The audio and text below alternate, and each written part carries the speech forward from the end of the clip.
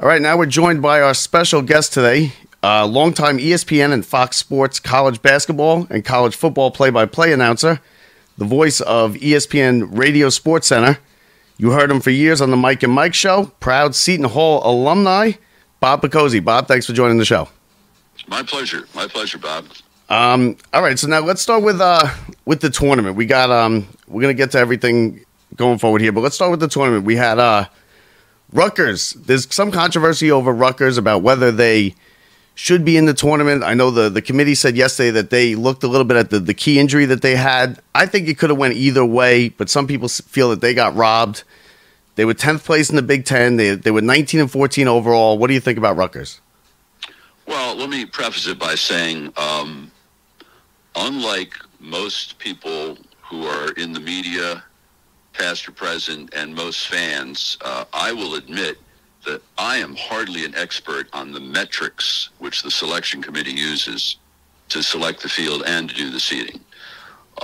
Everybody thinks they're an expert, because they watch the games, but they go by a very specific set of metrics. As you know, they replaced the RPI a number of years ago with what they call now the net, and it's all about your record versus quad one opponents, and then secondarily your record versus quad one and quad two, and bad losses and stuff like that. So when you get to the very end of the field, and that's where Rutgers would have slid in, there's a very, very fine line.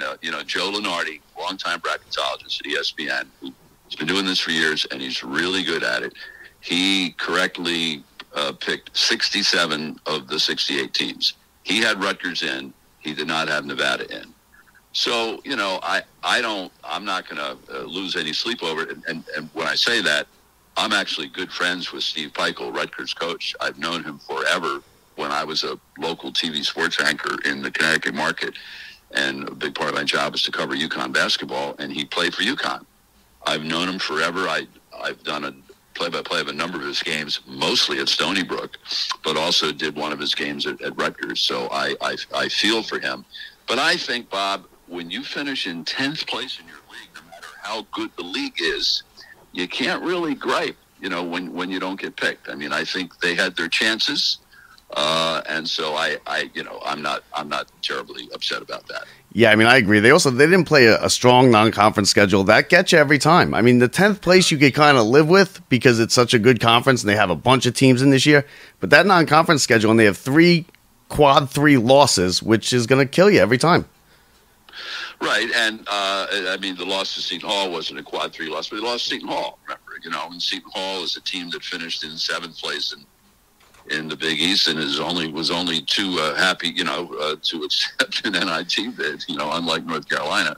So I'll be up late tomorrow night watching my Pirates play Colorado, and I believe if Seton Hall and Rutgers both win their first 2 games, they play each other. I think they will play each other in the quarterfinal at Rutgers. Rutgers would host the game because they're one of the number 1 seeds in the NIT, and that would be interesting. That would give the NIT some badly needed juice. Yeah, there was actually some teams that turned the NIT down this year. Couple teams turned them down. Who was it? UNC, North Carolina, who was the preseason number 1. They're the first preseason number 1.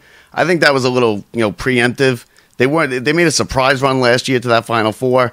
They probably weren't as good as everyone thought they were going to be, and they turned down the NIT this year. Yeah, they did that. Actually, Seton Hall did it a couple of years ago, but that was because of COVID. And it was a long, tough season for everyone. It wouldn't have been COVID. It was an injury-riddled season. They had a bunch of players injured, and they turned it down. But it's completely different when you're a school like North Carolina. When you've won 6 national championships and, you're really a marquee program, but it's not unprecedented. And let's face it, as somebody who grew up in New Jersey and used to love the NIT, it's not what it used to be.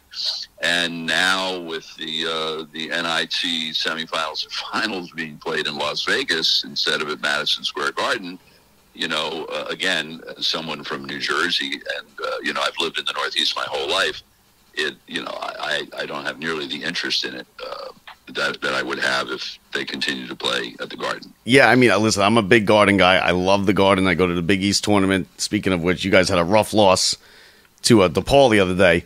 But I love that the NIT had moved from the Garden because now it allows, we get the regional. We got the regional this year. And I love that the NCAA tournament comes to the Garden. Oh, yeah, I do that too. But I believe when the regional was at the Garden before, I'm sure the NIT semifinals and finals were still there. Yes, they were. They were. You're right. You're right. Yes, they're always a couple days after the NCAA Sweet 16 Elite Eight. They usually play them like was Tuesday and Thursday of the week between the Elite Eight and the Final Four. So it's it's not what it used to. And of course, I'm old enough to remember when the whole NIT was played at the Garden. The entire tournament was played at the Garden.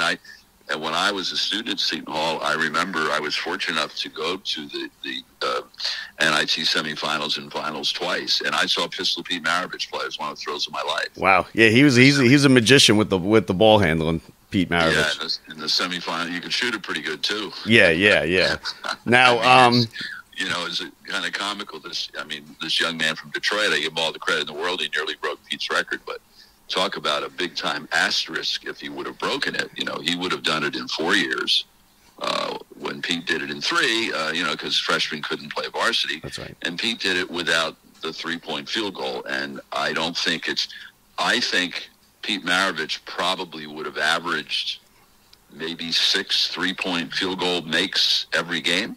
Wow. And if he played in this era, where you play maybe 35 games a year, you do the math. I mean, take whatever point total he scored, divide by 3, and then add that to his total. He would have scored. He might have scored 6,000 points.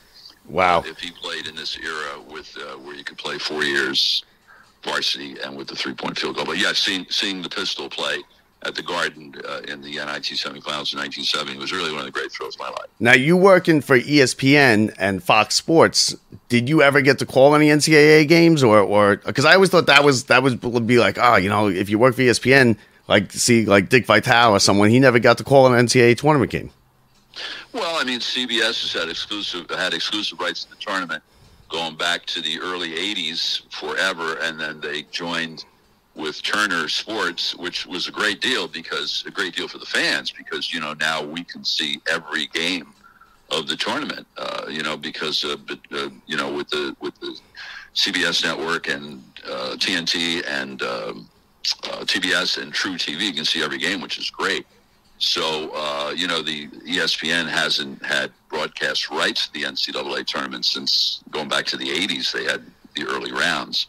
And, I read where Sean McManus, the president of CBS Sports, offered Dick the opportunity to do it, and he turned it down out of loyalty to ESPN. So, no, I never got to do an NCAA men's tournament game, but on the flip side, ESPN has exclusive rights to the entire NCAA women's basketball championship. And I did first and second round games in the women's championship for I think 16 different years at ESPN.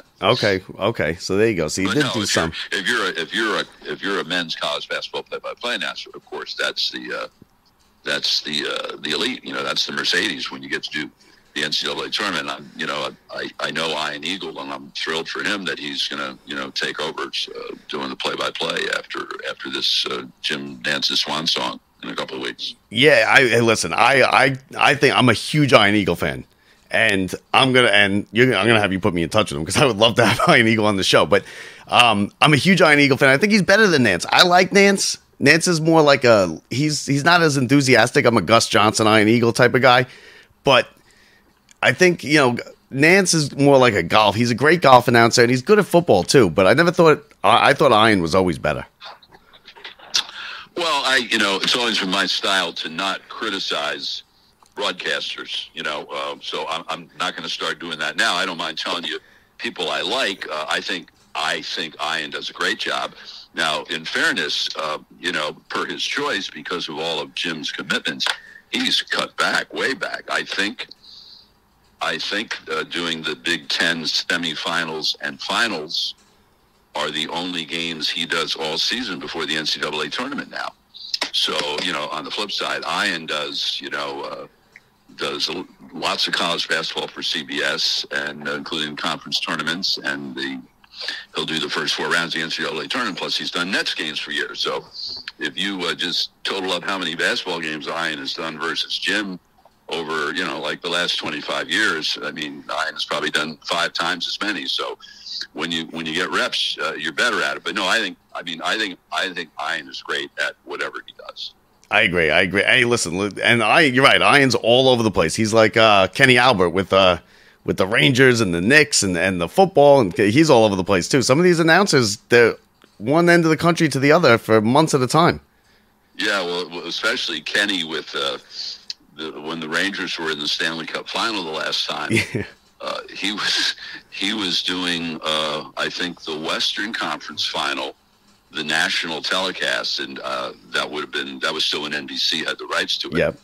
And then he was doing the Ranger games on the radio, and they, so he's flying back and forth.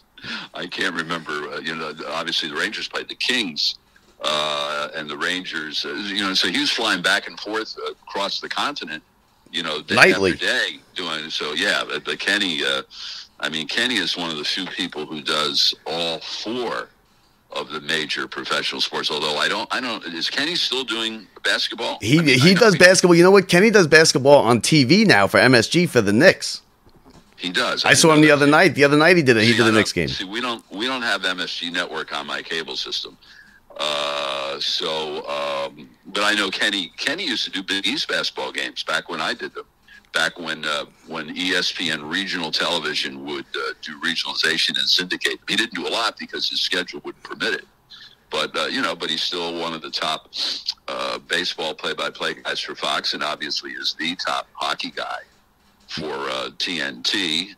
I watched him do the Penguins-Rangers game yesterday. Yeah. He's good. He's good at hockey. He's good at whatever he does. He does. And he's also I only know Kenny a little bit. He's a very nice guy. And by the way, get back to Ian. Ian's one of the greatest guys you would ever meet. Is he? Yeah. You know what? I've heard that about him. And he seems like, he started as an intern for Mike and the Mad Dog, and he just rose right up the ranks.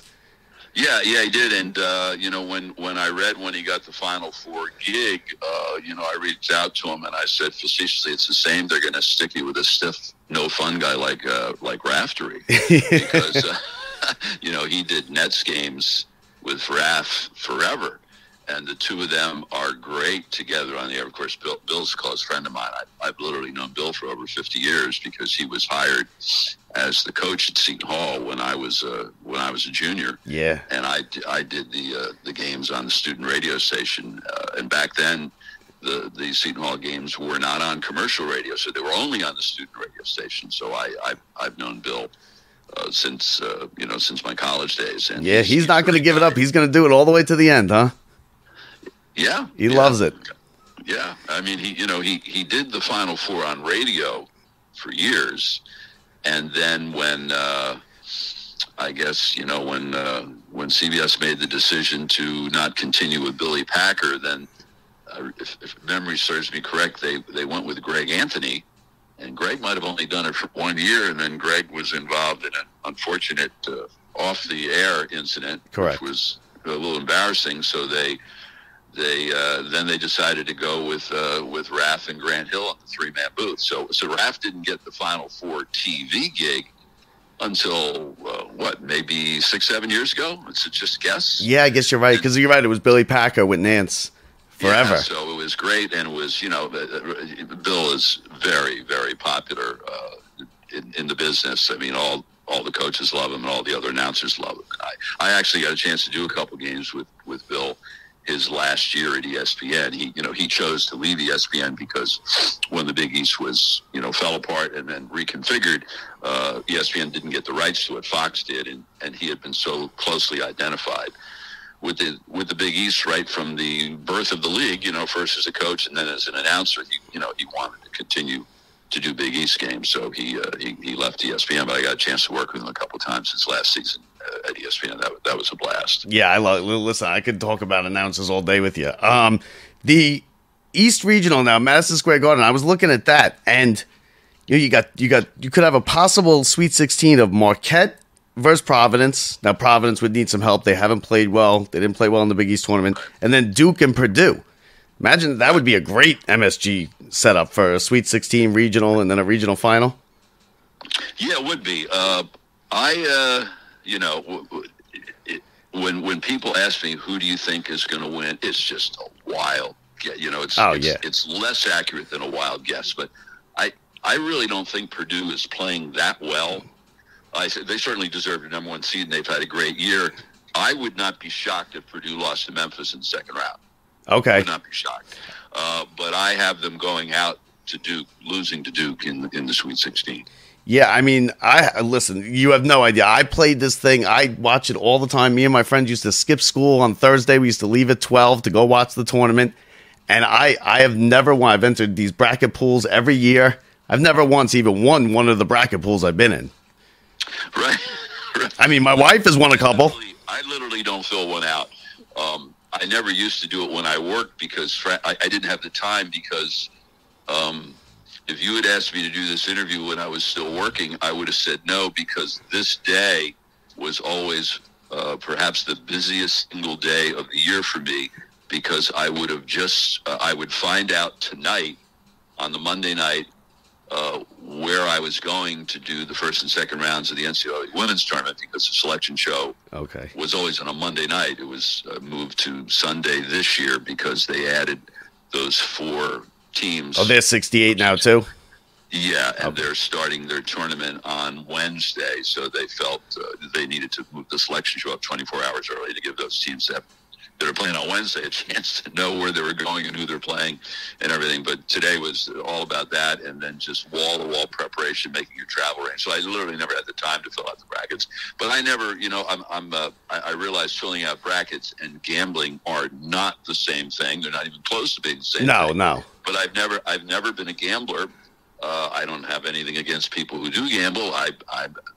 But I always like watching games and not having a vested financial interest in the outcome. Oh, it's a nightmare. It's a terrible feeling knowing you might lose money. I just think, particularly, why would I want, I'm a Giants season ticket holder.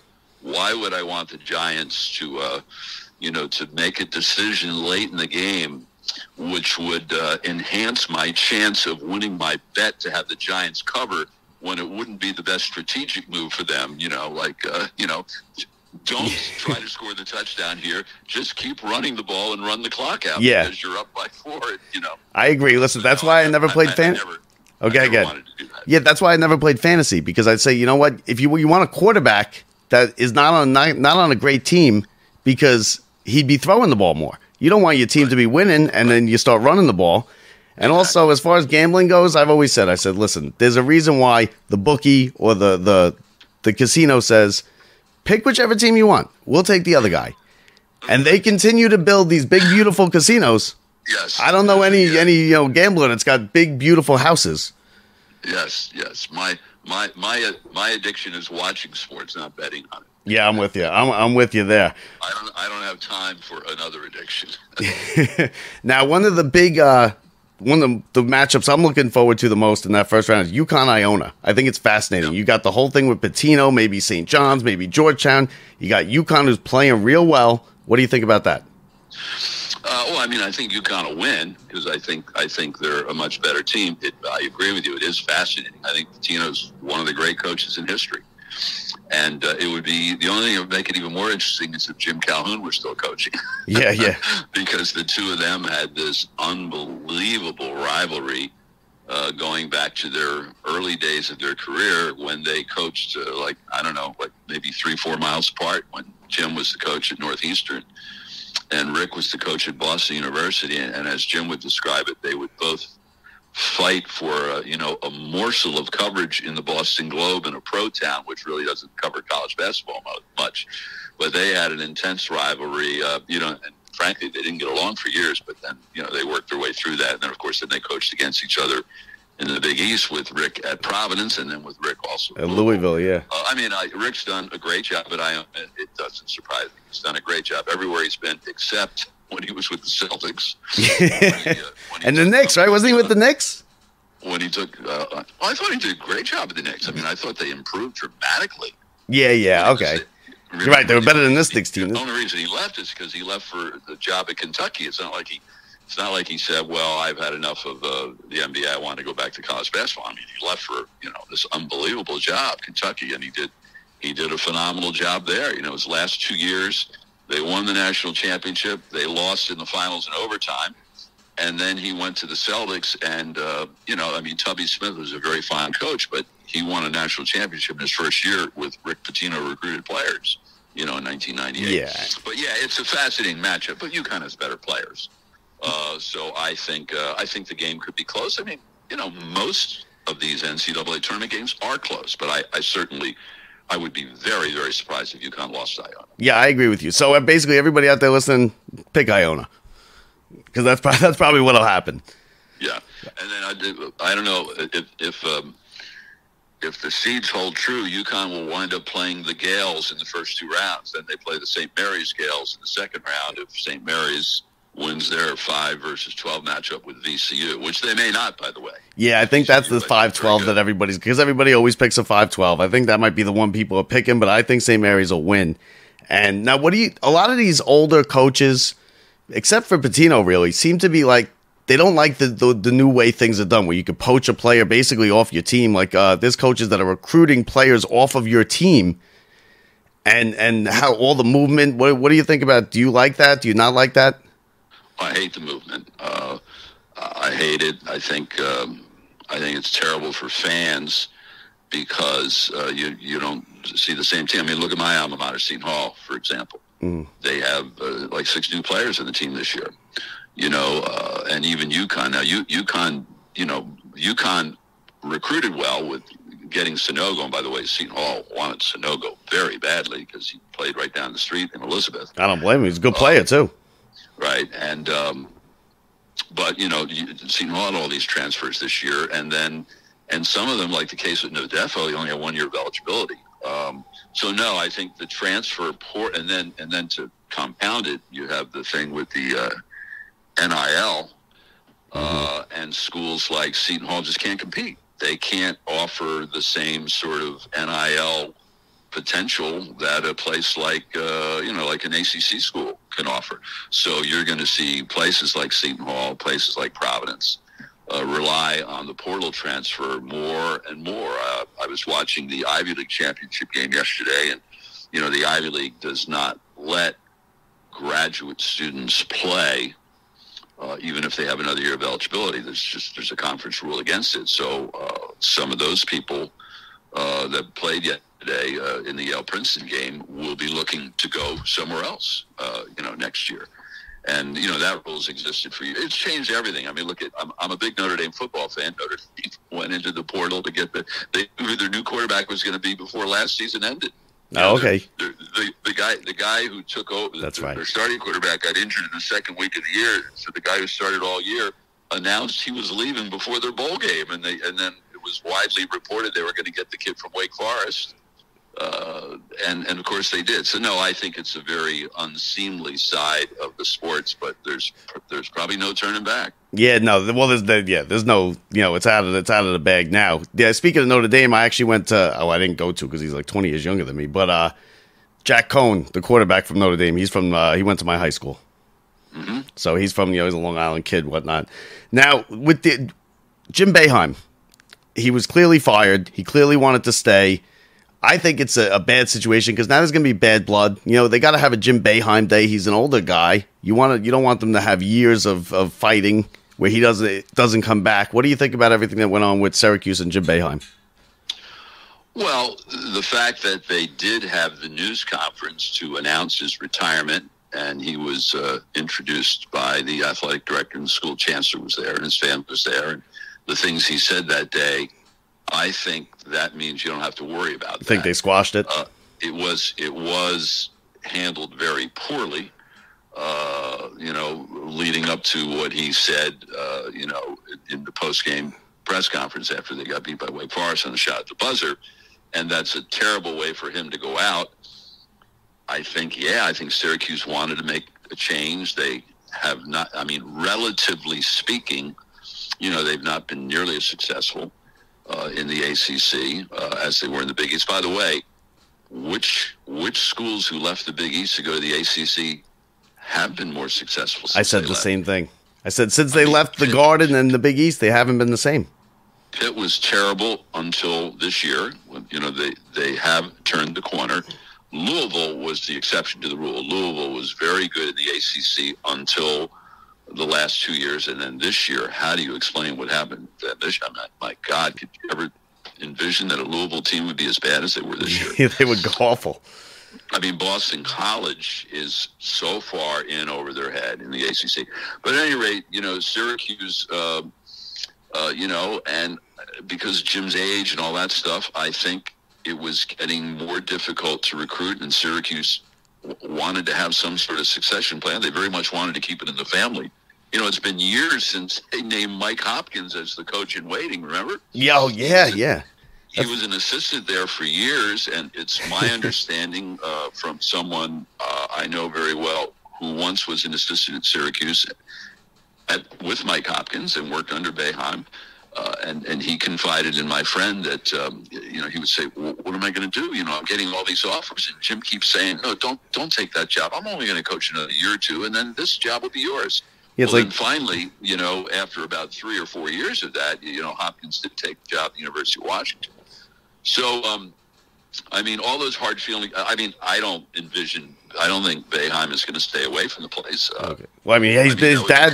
That would be completely contrary to what he said in the news conference the other day. Gotcha. It's a totally unique situation, with a guy who stayed in one place. First of all, it says he went to school very near where he grew up. And he never left. Yeah. He was there his entire career. Jim Calhoun was at UConn forever. He was at Northeastern before that, and he didn't go to UConn as a student. He went to American International College. So Boeheim, I'm not sure I can think of another situation quite like that. No, I was going to say Krzyzewski, but he coached Army. He didn't go to Duke. Right. He went to West Point. He didn't go to Duke. So I'm not sure I can think of a situation like that. And so, no, I don't think you have to worry about that. And plus, one of his guys got the job, so you don't have to worry about him being bitter because they didn't hire his guy, Yeah. So no, I don't think you have to worry about that. The situation at UConn got a little bit ugly because, the relationship between Jim Calhoun and Kevin Ollie changed after Kevin got the job. He very much wanted Kevin to get the job. Which is one reason why he did not announce that he was retiring until well after the season, because he wanted to kind of force UConn's hand into hiring Kevin because he feared that they would hire someone else. Bill Raftery did the same thing with Hadi Mahan, by the way, when Bill left Seton Hall. Right. He purposely didn't announce he was going to retire as a coach until well into the summer, so that they would have no choice but to promote the guy that Bill wanted to get the job. And then, of course, Kevin did win a national championship in the second year, but then the relationship between Kevin and Jim soured. Kevin didn't want Jim around anymore. Jim stopped being around. Jim stopped going.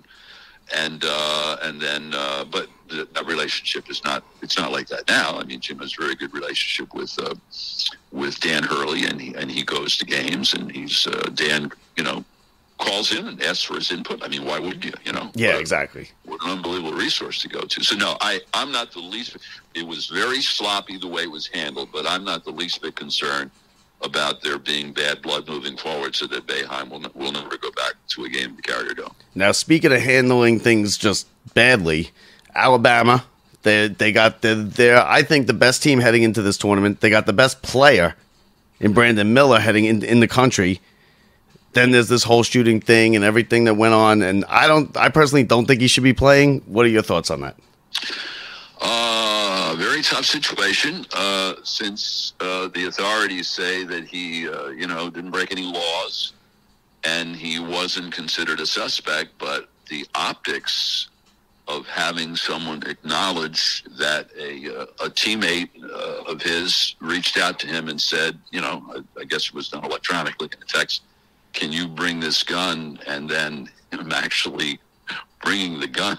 Yeah, I don't mean to laugh. There's nothing funny about it, but yeah, how dumb could you be? What could possibly go wrong with that plan, huh? Yeah, so it was a terrible decision he made, and the optics of allowing him to play, while the thing was being investigated were terrible. I think they should have at least sat him down initially. But now that he's not, the authorities have indicated he's not a suspect. He's not a person of interest in the crime. They've handed down indictments. His former teammate who was kicked off the team. The capital murder. Has been indicted for murder. But yeah, and then of course Nate Oates said something. I don't think he meant to be flippant, but what he said came out the wrong way. So yeah, I think it was handled terribly by the university. But on the other hand, I don't know that it would be fair to just never let the guy play again. Yeah, I mean, listen, I agree. It's hard because, like, he brought the gun to a place where someone got killed with that very gun. It looks bad. Right. And then on top of it, the coach making the comments, and then they come out and do the pat down on the introductions. Like, missteps all over the place from Alabama. Well, it does. Now, in the interest of transparency, they used to do that pat down before the incident, not because of the incident. Yeah, but come on, either way, right? It was done, as I understand, to mimic when you go through screening in an airport that you're, quote, ready for takeoff. So he didn't do it to make light of that incident, but of course the judgment in continuing to do something which prior to the incident was benign, the judgment to continue doing it was just terrible. Yeah, terrible. It's completely tone deaf because I don't care why you did it. You know what everyone's going to think when you do it. Like, and they sat there before the game and they were like, "Want to do the pat down thing?" And he's like, "Yeah, okay, let's do it." And the coach didn't say nothing. The problem is they're kids, and the reality is some of them don't know. Some of them don't know, and I'm not saying that as an excuse for them. It's a sad reality that that their judgment is so poor at times. Yeah, I guess you're right. I mean, they're kids. You're right. They are kids, 18, 19. I mean, this isn't the same thing. It's not even close to being the same thing. But I think what the Celtics did with Ime Udoka had to be done.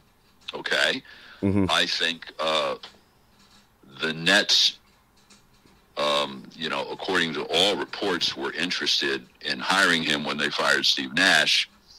And I think the optics of doing that, given why Udoka was suspended by the Celtics for the season, were awful. And the Nets moving in another direction was the wise thing to do. But do I think Ime Udoka should not be allowed to coach ever again? Of course not. I would be shocked if he was not a head coach for an NBA team next season. Oh, absolutely. I agree. Well, because he's good. If you're good enough, you'll get another chance.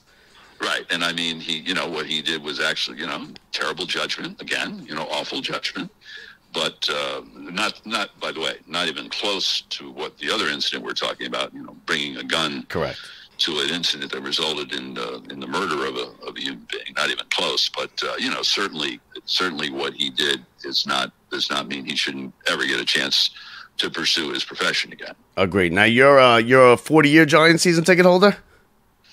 I am. Okay, so see, you're one of the guys who kept me on the waiting list when I was a kid. Well, to answer your question, I am figuratively a 40-plus year in that I've been going for that long. The tickets weren't actually in my name until the new stadium opened, but I've been going to all the home games since 1980. One of my closest friends, Bob, was Dave Jennings, the Giants punter. Oh wow, yeah, the punter, yeah, and a broadcaster, good broadcaster too. So I used to use Dave's tickets, starting back around, I guess 1980 was when I started going to every game, and then when the new stadium opened, my buddies and I bought Dave's 8 tickets. Do you like the stadium? I do. Okay. I do. Okay. Yeah, it's all right. My seat is much better in the new stadium than it was in the old stadium. The old stadium, I was right on the goal line, which isn't a bad seat. The problem is I was right on an aisle. Okay. And so 95% of the action was to my right. And people, you go to enough sporting events, you know what I'm talking about. Yeah. People just constantly walk up and down the aisle. And they don't let the fact that the ball is being snapped deter them from doing that. Yeah, that's the ushers are supposed to stop them. They even stop you in basketball at the Garden now, I noticed, because they always did it in hockey. But now I noticed my son and I went to the Knicks Celtics game at TD Garden a week ago last night, and I noticed in the tunnel in our section, you would see the sign as you were returning from the restroom or the concession area. It says something like, please wait until there's a pause in the action to return to your seat. So I wish, I always used to threaten to go to a theater and steal one of those, those ropes that they would have. Yeah. And bring it and smuggle it into the Giant Stadium and stick it right next to my seat so no one could go up and down the aisle.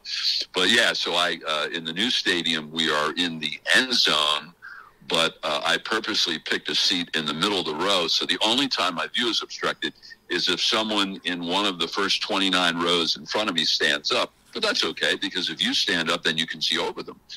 And I'm used to, from doing play-by-play, I'm used to watching games through my binoculars. So even though I'm in the end zone, and if the ball's all the way down the other end of the field, it's quite a distance away, with my binoculars, it looks like it's right in front of me. Yeah, see, the way I always pick tickets is I always say they give the best seats in the house as far as watching the game to the announcers.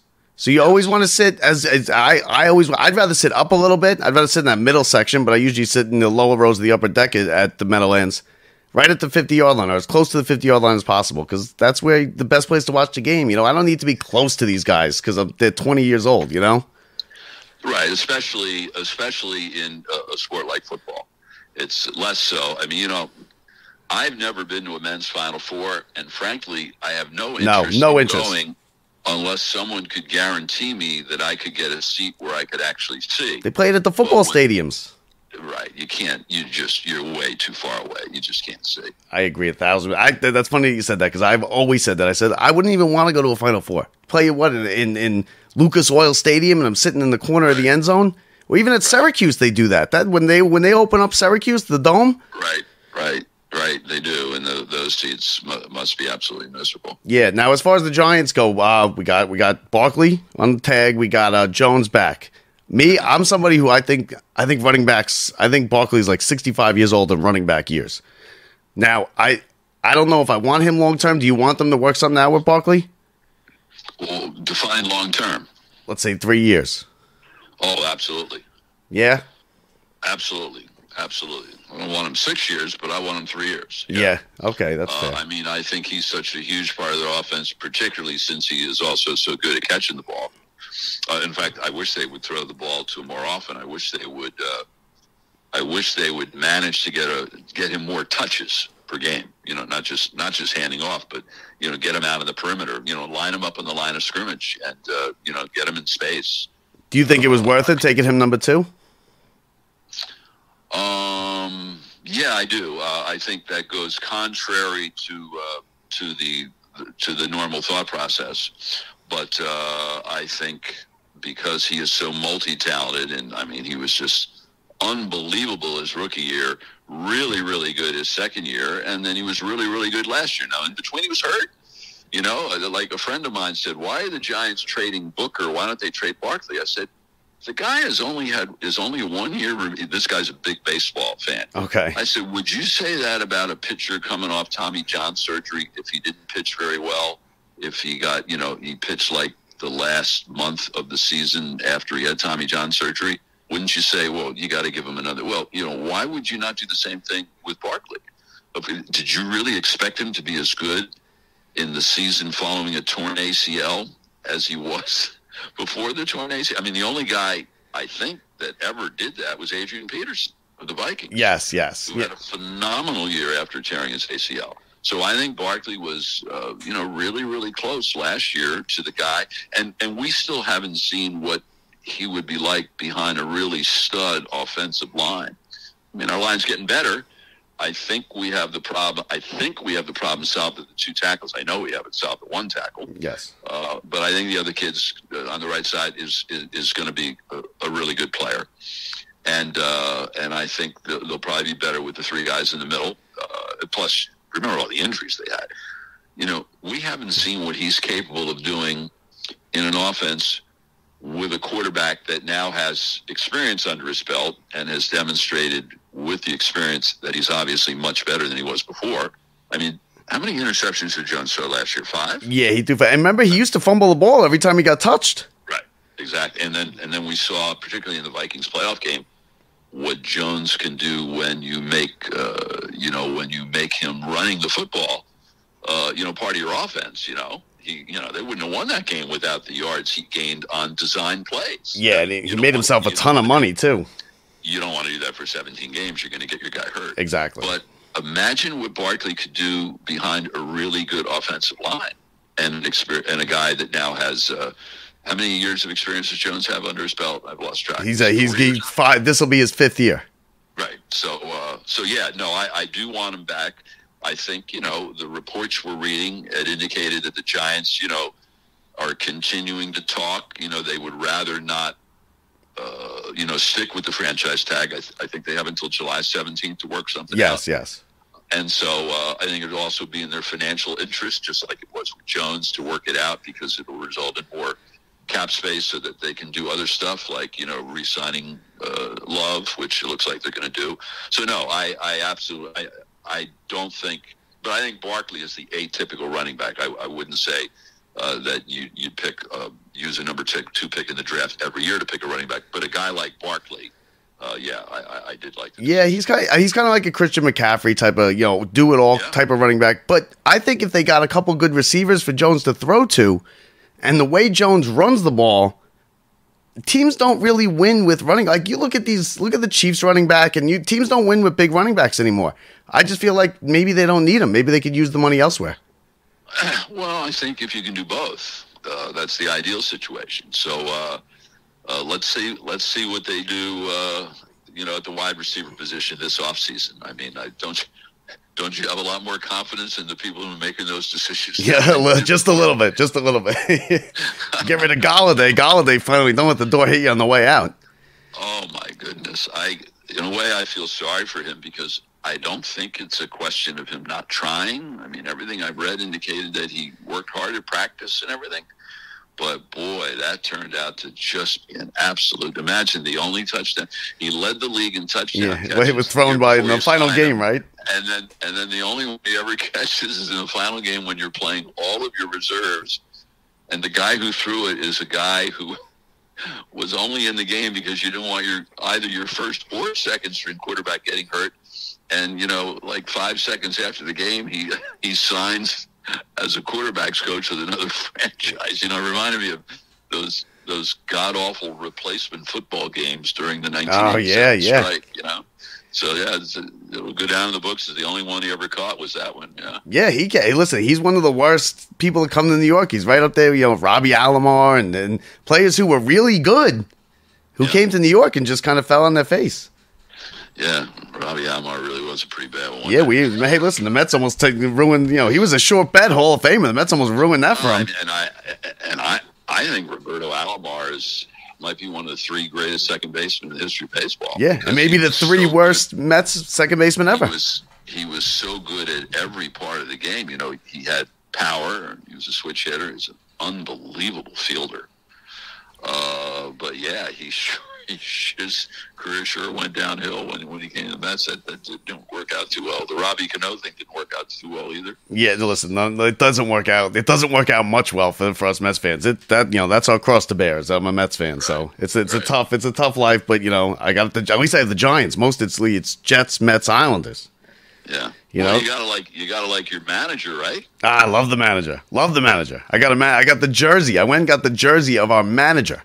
That's how much I like the manager. I don't think Buck gets nearly enough credit for the job he did with the Yankees. He inherited an absolute mess.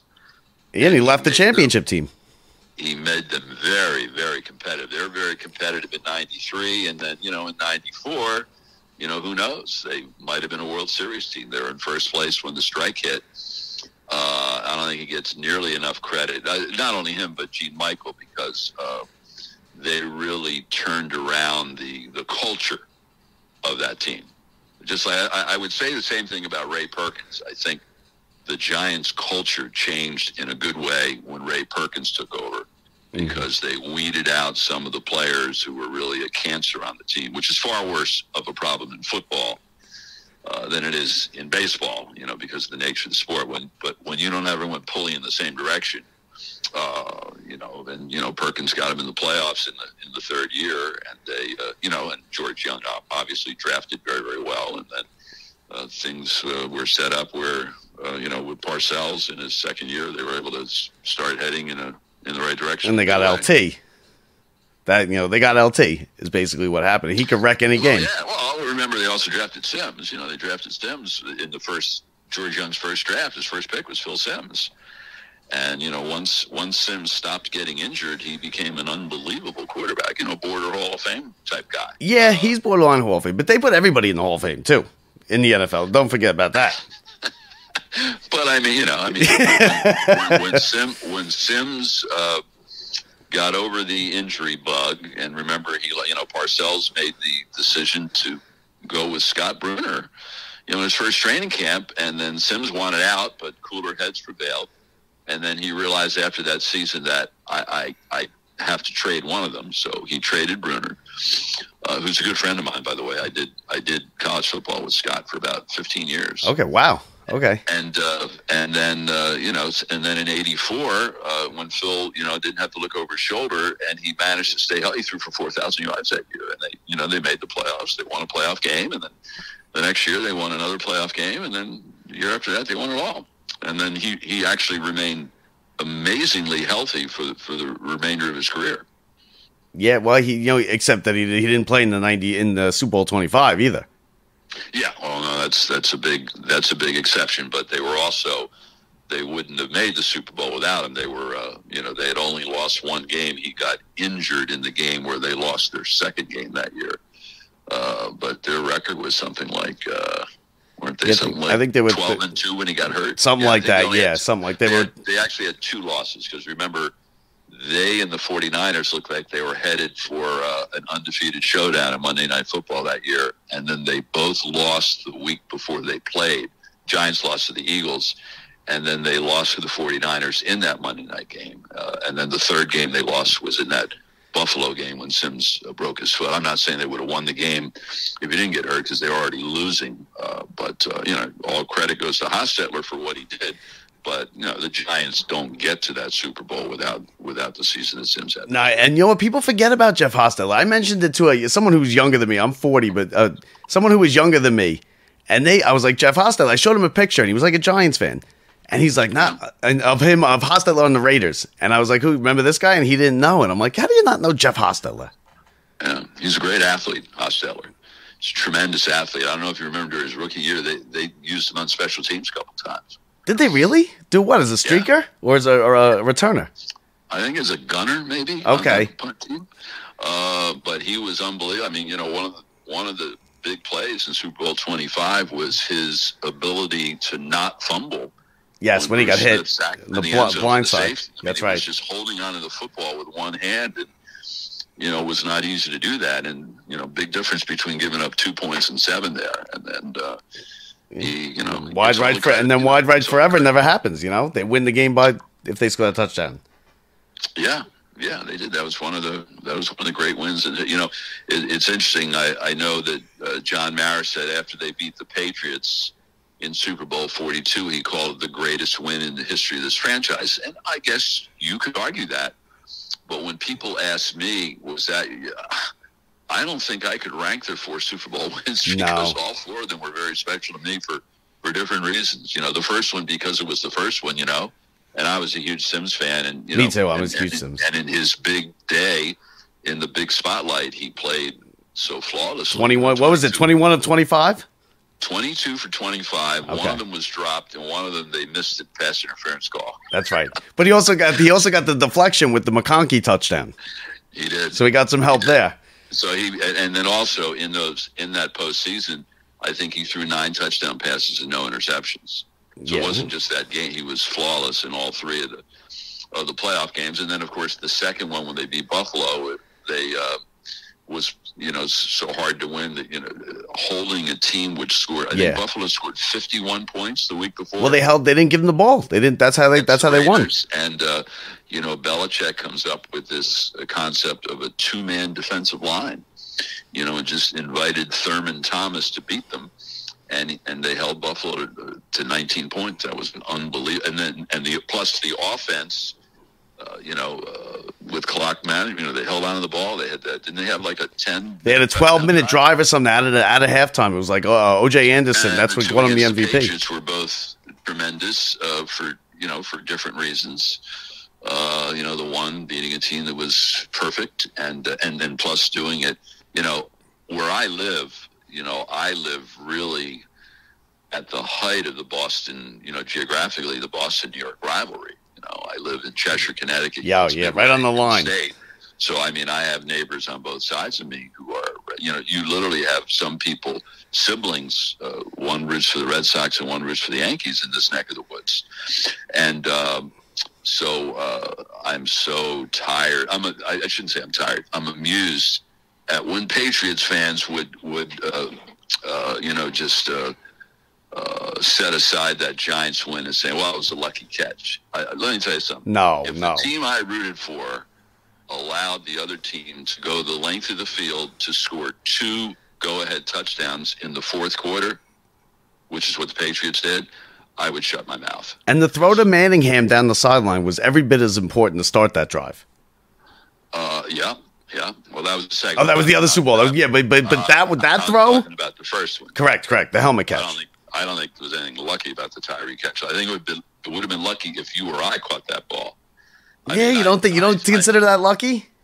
I think the same thing. Say that again? You don't consider the Tyree catch lucky? Not at all. I consider it a little bit lucky. Here's the part that was lucky. It was lucky that the Giants didn't get caught for holding. Yeah. Eli was, Sean O'Hara had a fistful of jersey. And Eli, who obviously was not known for his escapability, managed to get out of there. And once he got out of there, he did what you're supposed to do. He looked down the field, he saw Tyree, and he threw it right to him. Now, the ball was over his head. It was high. But, catchers throw the ball to second base on stolen base attempts. Sometimes they throw the ball high, and these guys are unbelievable. I just have to shut this alarm off so it won't make noise. All right. I'm sorry. You know the deal. If you just tell someone jump as high as you can and we'll measure it, and then instead throw a ball way over their head and they have a target to go. So Tyree jumped as high as he could, and Harrison did everything he could to try to dislodge the ball, which resulted in Tyree being only able to use one hand to make the catch. And it was against his helmet, and with all of his strength, he managed to keep it against his. I don't consider that luck at all. When you put it like that, you're right, and it could have been in the grasp too. The ref could have blown the whistle. Lucky if you did it. It would be lucky if I did it. Oh, you never see me catch, Bob. You never see me catch. Plus the throw. Patriots fans would lead you to believe it was like a punt. He threw. No, it wasn't. No. He saw him, and he threw it 40 yards. He threw it right to him. It was just a little bit over his head. Yeah, listen. That's like Red Sox fans saying that Mookie would have beat Buckner to the bag anyway. I was in the ballpark for that. Oh, were you? Not only that, but I was in the ballpark. A Yankee fan got a ticket to that thing, and those Mets fans. No, I was there working. Oh, okay. I was a local TV sports anchor at the ABC affiliate in Connecticut, located in New Haven, and the CBS, NBC, and Fox stations are in Hartford. Now, Hartford is definitely much more Boston country. Okay. Than New York, much more so. New Haven's much more New York, but it's really a great mixture. And then if you go further south into Fairfield County, it's much more New York country. You're not going to find a lot of Boston fans down there. So I covered every Red Sox and Mets home postseason game in '86, with one exception on one occasion. I think the Mets and Red Sox were both home in the LCS. Okay. So every day for 3 weeks, I got in the car with a photographer, and we either headed south on 95 or north on 95. So I was there. As a matter of fact, it was widely reported that there were thousands of Giants fans watching. It was a Monday night game, right? Game 7 of the World Series on their portable TVs at Giants Stadium during the Redskins game. As near as I can tell, there was one Giants fan watching the Giants-Redskins game on a portable TV during Game 7 of the World Series. Was that the game Theismann broke his leg? No. Okay. No, the Giants lost that game. Okay. The game that Theismann broke his leg, they lost that game. I think it was the year before. And of course, Theismann never played a game. So no, Jay Schrader was the quarterback. Jay Schrader, in '86. And I'll tell you a funny story. Bob Stanley, the Red Sox relief pitcher, is from Kearney, New Jersey, and he's a big Giants fan. And again, my buddy Dave Jennings told me that. And he said, when you're covering the Red Sox in the postseason, go up and introduce yourself and tell them you're a friend of mine. So I did, and Bob was nice enough to be a live guest during a live shot during the 6 o'clock news one night. And he knew, so it started off by talking about the Giants, and he saw me. It was during, which game would have that been? Game 2 of the World Series. The Giants were playing in Seattle. They lost. The last game they lost that year in '86. And he saw me on the field during batting practice, and he could see I had an earplug in my ear. And he said, "Are you listening to the Giants game?" And I said, "Yeah." And he kept coming by and asked me what the score was. This is during batting practice of a World Series. Oh, really? Okay, now fast forward another 8 days. It's a Monday, and we're back at Shea Stadium. It's Game 7 of the World Series. And after the game ends and the Red Sox, lose in horrific fashion. Remember, they were also ahead in Game 7. That's right, yeah. And Strawberry hit the home run. In the tunnel at Shea Stadium, and the Red Sox players start filing out of the clubhouse and walking down this hallway toward their bus. And I saw Stanley, and there were like maybe 10, 12 people between me and him. And it was kind of pedestrian gridlock, so he was walking slowly, and obviously he looked very sad, as they all did, as you can imagine. And, he kind of saw me, and I waved to him, and he nodded, because we had talked a couple of times during that World Series. And then I asked my buddy, I said, "You think I should tell him that the Giants won?" He said, "Are you out of your mind? They just lost Game 7 of the World Series. You think he's going to care?" I said, "Yeah, you're probably right." And about 30 seconds later, I said, the hell with it. So I said, "Bob," and he looked over, and I said, "Giants won." And he nodded, didn't change his expression, and then he turned around and he says, "What was the score?" See, he did care. He did care. So I provided the guy a little solace on one of the saddest days of his life. That's fun. That's a great story. Well, listen, I could talk to you all day, Bob. I mean, listen, I've already held you here longer than I said I would. We're going to let you go. Thank you for everything. His name is Bob Picozzi, longtime ESPN, Fox Sports, college basketball, college football. Bob, thank you so much for a couple minutes. Okay. It was my pleasure, Bob. Enjoy the tournament. All right. Thank you. And